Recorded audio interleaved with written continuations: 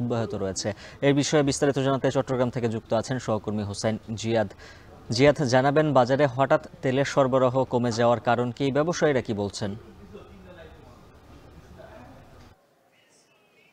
উজ্জ্বল, মূলত গত এক সপ্তাহ ধরে এই সংকট তৈরি হয়েছে খুচরা বাজারে, বিশেষ করে চট্টগ্রামের বাজারগুলোতে এখানকার যে ডিলাররা কিংবা মিলাররা আছেন, তারা তেল সরবরাহ কমিয়ে দিয়েছেন।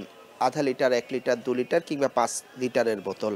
এবং এখানকার যারা খুচরা ব্যবসায়ী রয়েছেন তারা বলছিলেন যে চাহিদার 50%, 40 থেকে 50% মতো তেল তারা এই মুহূর্তে পাচ্ছেন। এবং কোনো কোনো দোকানে আসলে একেবারে তেলেই, বোতলজাত সয়াবিন তেল নেই।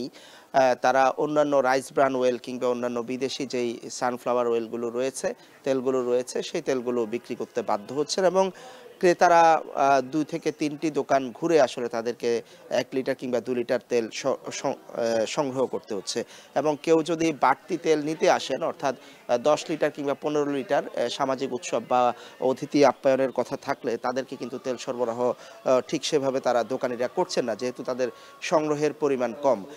খুচরা দোকানিরা যেটি বলছেন যে কোম্পানি মিলাররা তেল সরবরাহ করে বোতলজাত তেল, তারা তেলের সাথে অন্য একটি পণ্য, সরিষার তেল কিংবা একই কোম্পানির আটা কিংবা সুজি, এই ধরনের পণ্য তাদেরকে কিনতেও বাধ্য করছেন।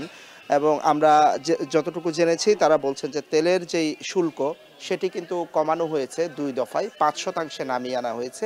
সেই হিসাবে তেলের দাম কমার কথা, সরবরাহ বাড়ার কথা, সেটি আসলে বাজারে হচ্ছে না। তবে খুচরা যেই তেল বা খোলা যেই সয়াবিন তেল, সেটি সরবরাহ কিন্তু খাতুনগঞ্জে স্বাভাবিক রয়েছে। এবং দেশে যে বেকারিগুলো কিংবা রেস্টুরেন্টগুলো চলে, সেগুলো সচরাচর এই খোলা তেলের মাধ্যমেই চলে। বোতলজাত সয়াবিন তেল কমায় বেশিরভাগ ক্রেতাও কিন্তু এই ধরনের খোলা তেল কিনতে এখন বাধ্য হচ্ছেন।